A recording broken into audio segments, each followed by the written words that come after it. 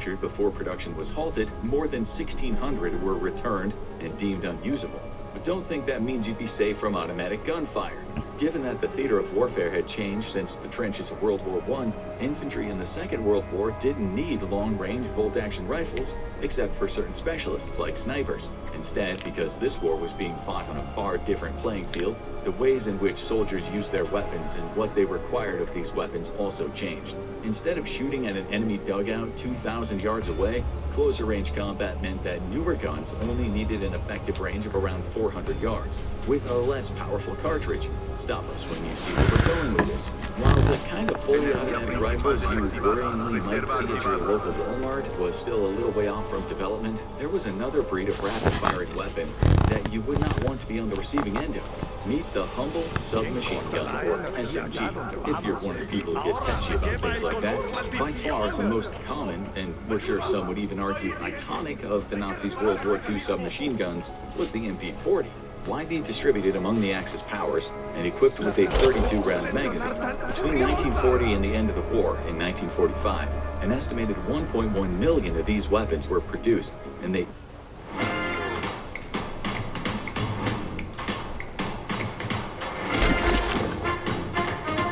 even became a favorite of soldiers in various parts of the world long after the Second World War was over. The MP40, or Maschinenpistole 40, has even seen limited use in conflicts as recent as the Iraq War and the Syrian Civil War. This is all thanks to upwards of 200,000 of these guns being recovered and redistributed by the Allies after World War II, given to paramilitary and irregular forces of developing countries.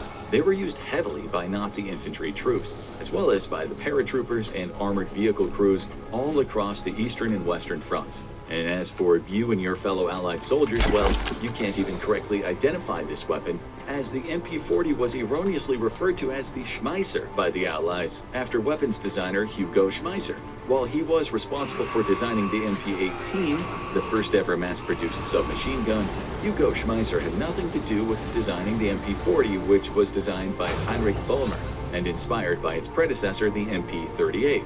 MP38s were highly similar to the subsequent MP40s in appearance and functionality, so both saw widespread distribution and usage among various parts of the Wehrmacht. They wouldn't be the only guns spraying lead at you in rapid succession on the front lines either. Erfurter Maschinenfabrik, or ERMA, who produced the MP40, also created a German copy of the British Sten gun, known as the MP3008, and other improved variants of existing SMGs would hit the battlefield before the war was over. Another similar submachine gun design emerged after being developed in 1943, hence its name, the MP43. While it might have fired less powerful cartridges, the weapon had a lighter recoil, and it would have been easier to handle. However, fighting on the front lines, you could have almost escaped certain death at the hands of a Nazi wielding an MP43, if the Führer himself had been successful in trying to get the weapon's development halted. That's right, Adolf Hitler didn't want this gun to hit the battlefield. But don't worry, he wasn't fussed about it being unfair to Allied troops like you. No, instead, he was pushing for an entirely different weapon. You see, Hitler had previously fought in the First World War, assigned to work as a courier delivering messages from leaders to the troops on the Western Front. It was probably this familiarity with how that war was fought that made him feel like his soldiers still needed weapons that could fire at longer ranges, like the 2,000-yard capable bolt-action rifles that were more widely in service back during the Great War. So when plans for the MP43 initially crossed his desk, the Führer gave his order to cease the wider production of the weapon, and instead, the focus should be on the development of something more long-range. And this is where it gets interesting, and why you would still have to worry about being on the wrong end of an MP43. The arms minister of Germany at the time actually went behind Hitler's back and approved the production of the MP43. The name was changed to include Maschinenpistole, the German word for machine pistol, since this was the widely used term for submachine guns. Hitler hated it, but with this one simple trick, the arms minister managed to get 3 separate factories producing MP43s, and Wehrmacht troops all across the Eastern Front were now clamoring to get their hands on these hot new guns. Hitler would have stayed none the wiser had the MP43 cover not been blown by some divisional commanders, who asked the Führer when they could expect shipments of these new weapons. Naturally, as he often was, Hitler was furious and ordered a full-blown investigation into what had happened. Luckily for the arms minister and the weapons factory workers who had disobeyed Hitler, his investigation revealed that the new and improved MP-43 was so effective that the Fuhrer changed his mind about them. Going forward, the weapon would be designated under a different name, the Sturmgewehr, or assault rifle. Yep, we lied before. The Nazis are part of the reason why we have assault. On the morning of June 17, 1994, news reporters from all over Los Angeles raced to one specific location, pointing their cameras to capture a very brief moment. A moment that will probably be only a few seconds long. The location is the LAPD headquarters in downtown Los Angeles. And at around 11 a.m., over 1,000 journalists are gathered at the entrance. The moment they want to capture is the perp walk of O.J. Simpson, who any minute from now will be placed in handcuffs right here. O.J. Simpson. In the mid-90s, this was about as big a media spectacle as one can imagine. Perhaps the greatest running back of all time. O.J. Simpson was known as one of the most successful football players of all time. Besides his football career, he had made a name for himself as a media personality, appearing as a sports commentator, movie actor, and in several commercials. Pioneer's New Country Spicy Chicken. And not only would he be placed in custody, it would also be for one of the most serious crimes imaginable, as O.J. Simpson was the main suspect in a double homicide investigation. 5 days earlier, in the Brentwood area of Los Angeles, 2 dead bodies were found. The victims were Nicole Brown and Ron Goldman, murdered in front of Brown's apartment. Nicole was O.J. Simpson's ex-wife, who for many years had been harassed by her former partner, both during the marriage as well as afterwards. O.J. is said to have regularly stalked her as well as been violent towards her. Can you get someone over here now to 325 Gretna Green? He's back. Please. Okay, what does he look like? He's O.J. Simpson. I think you know his record. The second victim, Ron Goldman, was a friend of Brown's, and he just happened to be at Brown's apartment that night to drop off something she had forgotten. Traces of a perpetrator's blood were discovered at the crime scene, and this evidence was incriminating O.J., who became the main suspect. Based on this evidence, the police decided to arrest O.J. Simpson. The Los Angeles County District Attorney has just filed murder charges against Orenthal James O.J. Simpson. Due to his fame and previous cooperation with the police, it was assumed that there was no risk of an escape. After all, a famous celebrity like that wouldn't go on the run, they thought. And so, an agreement between the police and O.J.'s lawyers was made, allowing him to turn himself in at the police station, leading to this crowd of reporters. But this is where things go differently. Time and time passes, and after more than 2 hours, the reporters are suddenly asked to come inside the building. Not knowing why, they are stunned to hear the police statement. The Los Angeles Police Department right now is actively searching for Mr. Simpson. Welcome to the wonderful world of Wilton, where anything is possible.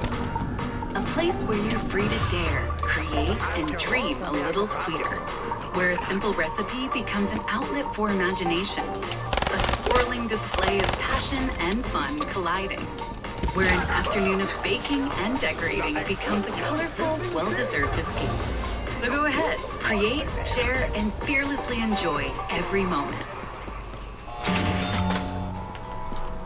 With O.J. not showing up, police started heading his way.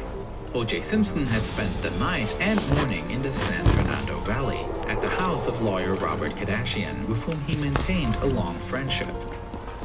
In addition to Simpson's legal team, there were also several doctors present, as well as Al Collins, O.J.'s former football teammate and a childhood friend.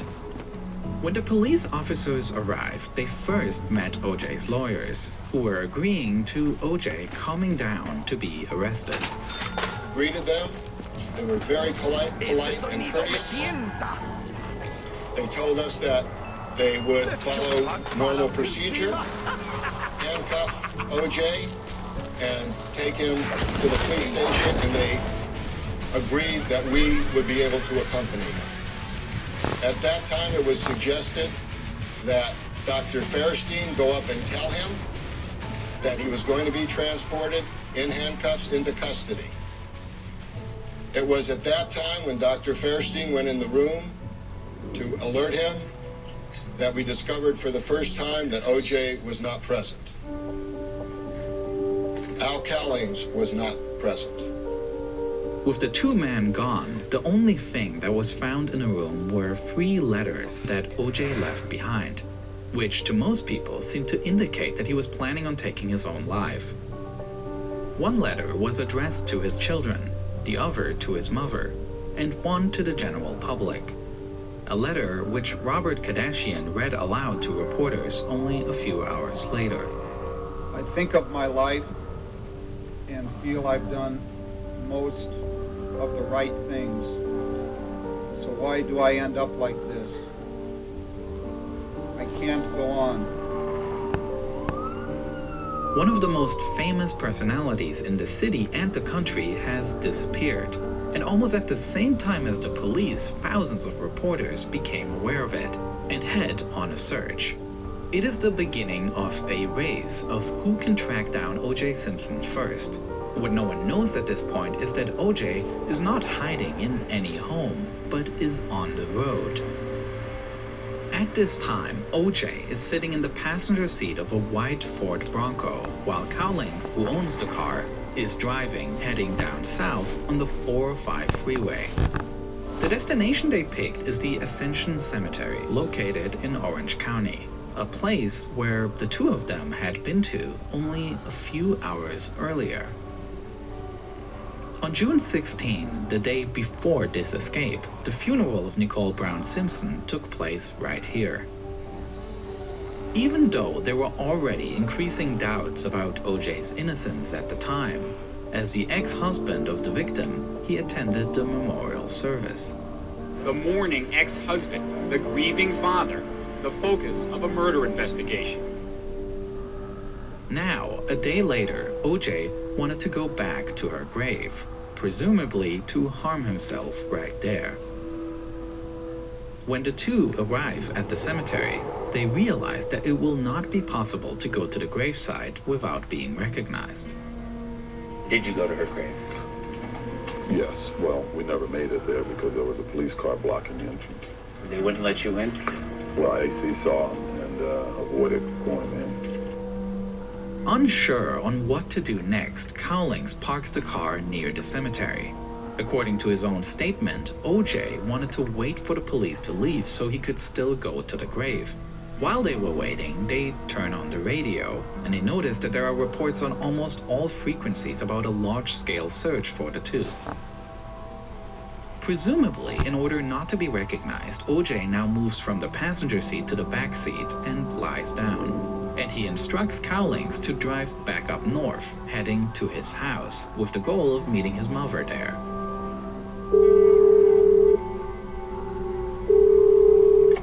Knowing that there is an active manhunt for him, O.J. Simpson then decides to call the police himself, who immediately trace the call to determine where it's coming from. The signal appears to originate near the El Toro Y interchange. Attention all units and stations for Station 18 per LAPD. Attempt to locate 187 suspect. Southbound 5 freeway from El Toro at 16:46 hours. In a white 1993 Ford Bronco, possible plate 3 Delta Hotel Yankee 503. With this information, it doesn't take long until the first police car spots the vehicle. 241, I'm behind it. Occupied by male black. Northbound 5, north of Red Hill. Journalists all across LA were listening into police radio, and soon, the first news chopper finds the chase and goes live on air.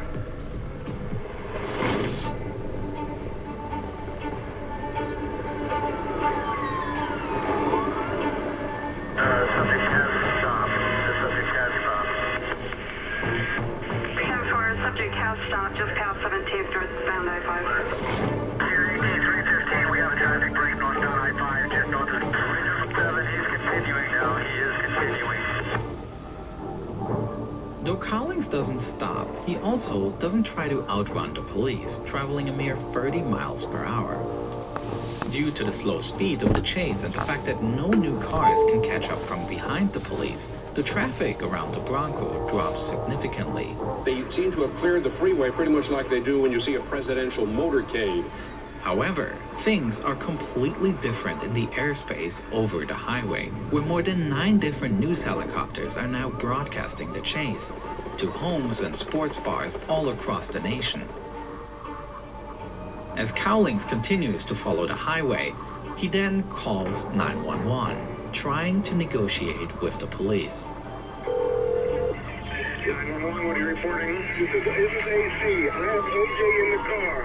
Okay, where are you? Please, I'm coming up the 5 freeway. Okay. Right now, we all okay, but you gotta tell the police that this is back off. He's still alive, and he got a gun to his head. What's your name? My name is AC. You know who I am, goddammit. Okay. Alrighty, sir. Hold on just a moment. Hi, what's your name? Hello? The information that OJ is armed increases the danger. Regional 710 for a cop could not see in the window of the vehicle. And the LAPD tries to take advantage of the fact that there are cameras pointed at the car from nearly all directions, cooperating with the news choppers to try to get a better look at the situation. Okay, what we're doing is we've asked the police department, they can't see through the windows, and we're allowed to shoot a picture through the windows to see if indeed he is back there with the gun. Meanwhile, the Bronco leaves Interstate 5 and turns onto California State Route 91, heading west. Increasingly, onlookers are flocking to the side of the road, watching the chase in person. Years earlier, OJ was part of a well-known advertising campaign for the car rental company Hertz, appearing in ads where he runs through an airport terminal while being cheered on by onlookers. Now, many are shouting this slogan, "Go, OJ, go," to the white Ford Bronco as it races past them, followed by the police. The chase has the entire country hold its breath.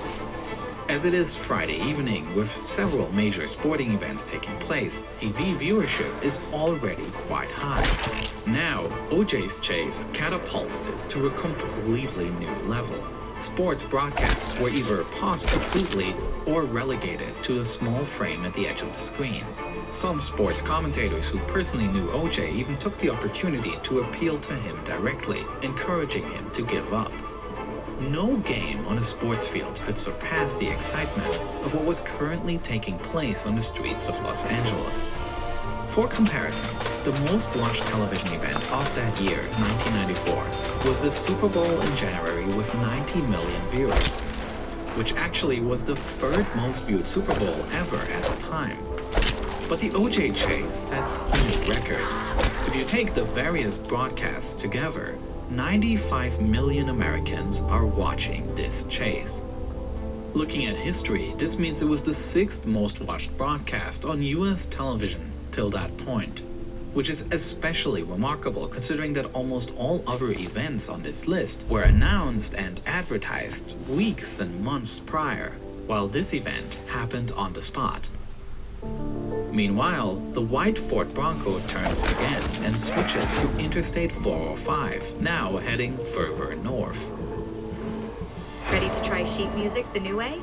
Now you can get your music personalized to fit your level. All you need is Simply Play, one app with unlimited access to sheet music.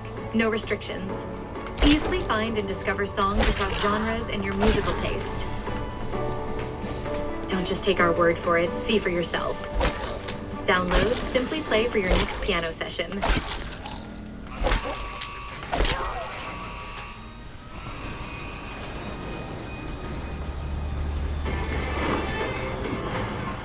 It's you, but you're me?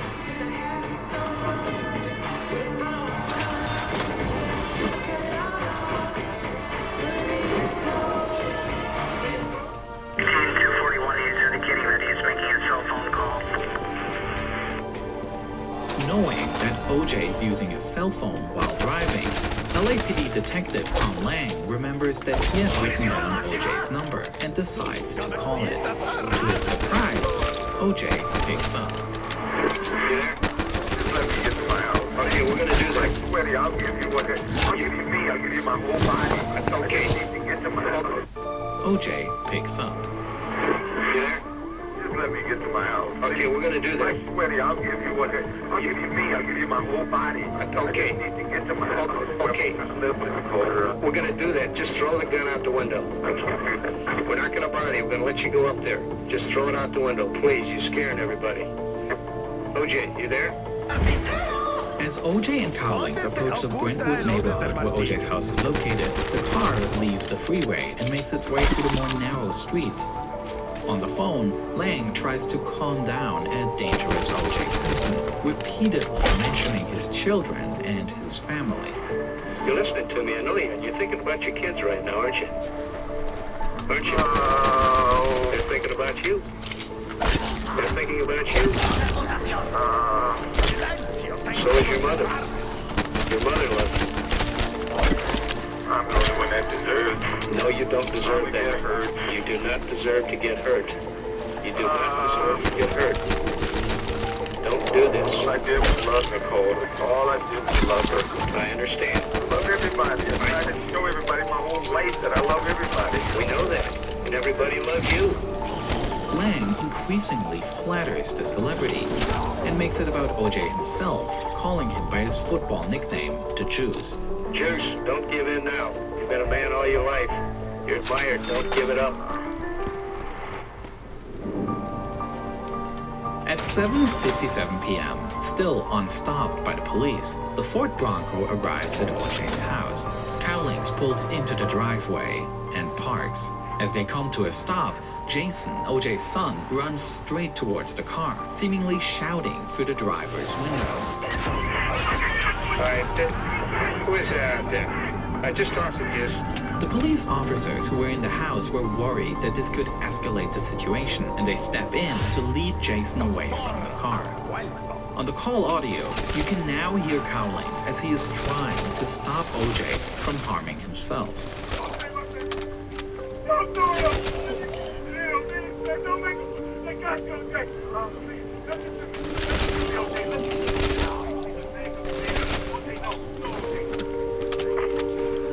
If there is anyone at this point who still doubts that the extremely cautious approach by the police throughout this chase is atypical to how LAPD operated at that time, what happens next will make it clear. Over a period of 15 minutes, negotiations between the car and police take place. Occasionally, Cowlings even steps out of the car, shouting at officers who seem to approach them. Ultimately, they come to an agreement. OJ will surrender himself, but on his own terms. He leaves the car and is allowed to go into the house, where his lawyers also arrive. Here, OJ is allowed to drink a glass of orange juice and have a phone call with his mother. Only then he's being handcuffed and placed into a police car, heading to the LAPD Parker Center to be placed in custody. The chase has come to an end. Besides working on this story, I recently spent a lot of my time crafting a video about a completely different escape attempt. Not a chase where someone tries to escape the law, but instead a captivating story about trying to escape an oppressive regime. Back when Germany was a divided country with a brutal border strip that made it impossible to flee from the East German dictatorship, two families came up with an insane plan. They decided to build their own homemade hot air balloon and would risk their lives to try to fly to freedom. I am immensely proud of this documentary I produced, for which I even got to interview Günter Wetzel, one of the men building the balloon. This video is part of my ongoing Nebula Original series, Underexposure, a series where I create higher budget documentaries. Apart from the balloon escape, I created a film about the Bin Laden raid, detailing exactly how the US military operation on this compound unfolded. 4, my documentary about the crash of Flight MH17. These are videos that are not made for the YouTube algorithm, but unrushed storytelling. And all of them are available right now on Nebula, which is a streaming platform that I'm building together with other educational creators. And since Nebula is a subscription service, it allows us to use higher budgets and create our dream projects. Some of my favorite shows across the board are on Nebula. They're entertaining, but since we mostly are educational creators, there's also just so much to learn at the same time. And I am extremely happy with what my original series has become. So go to nebula.tv/neo and make sure you use exactly that link, because this link is how you get 40% off on an annual plan. All my exclusive videos are up there. So thanks for the support, and as always, thanks so much for watching this video. We live and learn about the beautiful landscape that embodies the soul of the West, where the resilient remind us that our dreams are worth pursuing.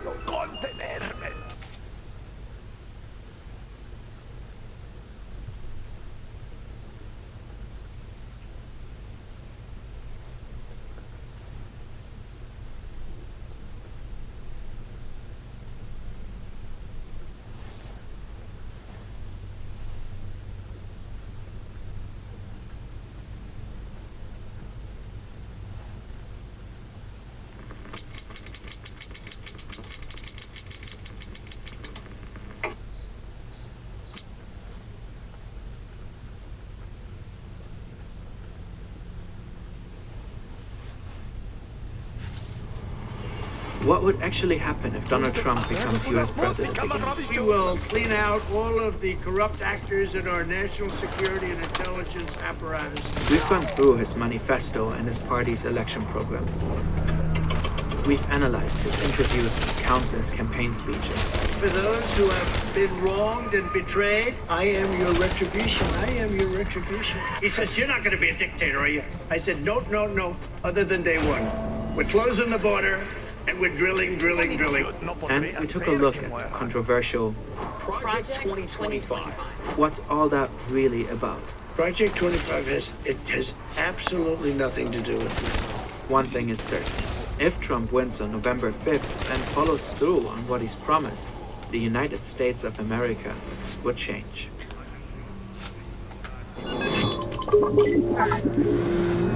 Let's get this out the way. We're Gen Z YouTubers, take a guess what our political stance is. And as Europeans, we are naturally arrogant players and have a vested interest. As in, we are very much afraid of Putin and didn't invest enough money into our militaries. On a serious note, we dislike when quotes are taken out of context. So in this video, every quote will have a source in the lower left corner. In general, all our sources are in the description, so you can check our claims for yourself. And no, this video will not deal with Kamala Harris. We linked a series of resources on her below. Let's jump in. January 20, 2025, Washington, D.C. Donald Trump is sworn in as the 47th President of the United States. So help me God. So help me God. Congratulations, Mr. President. In this fictional scenario, the Republicans have won a majority in both houses of Congress. On the same day, Trump and his team get to work. Here's my plan to dismantle the deep state and reclaim our democracy from Washington corruption once and for all. First, I will immediately reissue my 2020 executive order restoring the president's authority to remove affected by it. Did Lud not ask you about this at all? Not even a little bit. Like, not even a, hey, do you know anything about, like, this adpocalypse stuff? How it started? What's going on? Like, I didn't even know that he made a video about this until I saw people yelling at me. Until I saw people yelling at me that that he had made a video about this and that I had somehow stopped him from, you know, or made him delete a part of the video or some shit like that. Which is, once again, a narrative that, like, just only exists on Reddit, and people are so invested in it. Like, people just straightforwardly believe it, like, genuinely. You will never be able to convince those people that that is not what happened.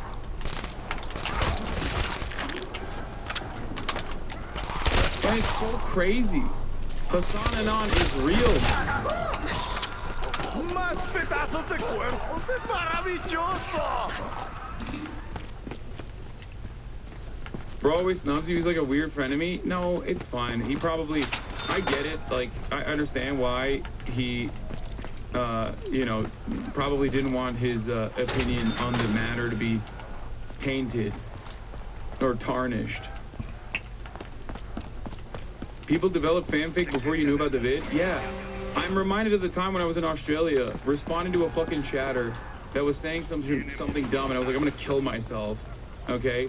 And then getting my Discord messages clipped out of context, and then having, like, the entirety of Twitter, including Tim Pool, talk about my fucking downfall and how I had actually, you know, I was falling off and then I was on the verge of real suicide. I had no idea that this was happening, okay? I had no idea that this was fucking happening until people reached out to me. Like, people that I know in the real world, like fucking Big Mike, called me and was like, bro, is everything all right? I saw on Twitter that you were, like, gonna kill yourself. And I was like, what? That's one of the most, like, that's one of the most obvious instances where, like, it truly doesn't matter what the real world looks like, what the actual truth of the matter is. And what matters is the narrative that people want to create. And I think a lot of people, when they're faced with the reality, still don't want to, you know, they don't want to be reasoned with.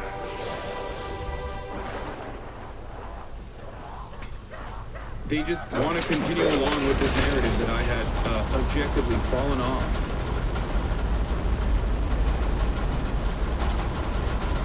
It's so great looking through old Reddit threads. You can clearly see how unhinged Destiny's community is, even from a neutral POV. Yeah. And it's very weird.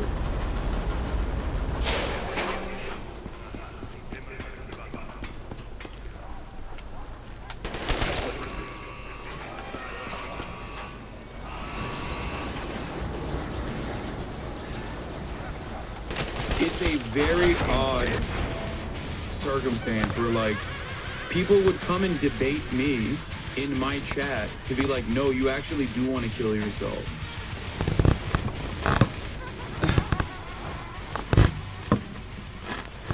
And I was like, I didn't even know that this was going on. I wonder if there is a level of, like, I wonder what the tolerance is.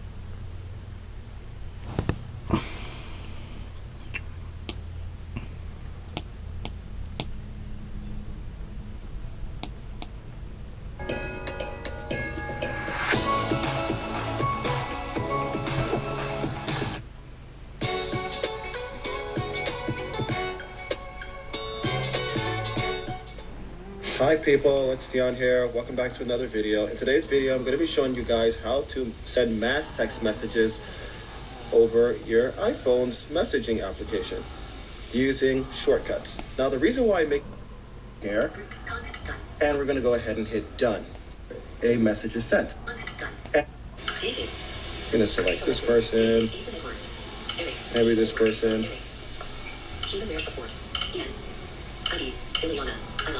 And we're going to select this person and this person. All right, there we go. So once we go ahead and select that, we're going to go. Once I click, I type the message, and I'll be right back.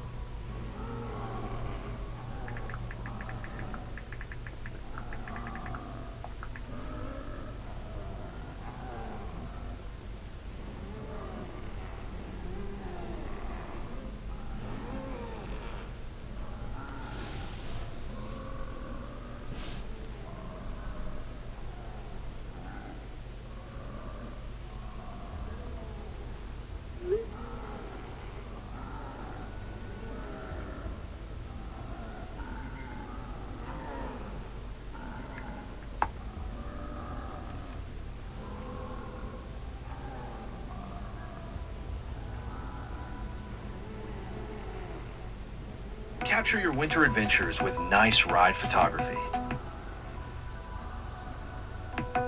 This winter, let Nice Ride create stunning videos and photos of you and your family enjoying the slopes. Our professional team specializes in producing high-quality audio-visual memories that